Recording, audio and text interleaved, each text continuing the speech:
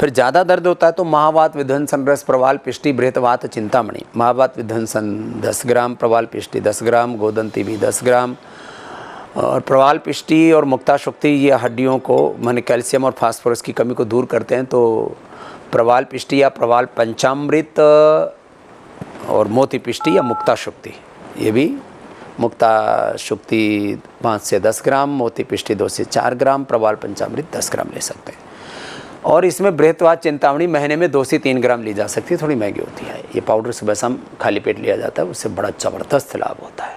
खैर, मैं आपको बता रहा था, अब ये जो महावात विध्वंसन रस, प्रवाल पिष्टि, मुक्ता पिष्टि, मुक्ताशुक्ति, प्रवाल पंचामृत, गोदंती, अब ये जो औषधियाँ हैं ये आपको 500-700 रुपये से लेकर के, यदि 3 ग्राम तक ले लिया आपने बृहतवात चिंतामणि तो 1 ही ग्राम कई सौ रुपये का होता है। तो ये आपकी 1000 से 2000 रुपये की दवाई हो सकती है महीने की। और बहुत ज़्यादा रूमेटॉइड आर्थराइटिस है, शरीर बहुत ख़राब हालत में, तो आवश्यकता हो तो ले भी सकते हैं। लेकिन मैं कह रहा हूँ आपको, करीब 90% लोगों को तो वातारी चूर्ण से ही काम बन जाएगा।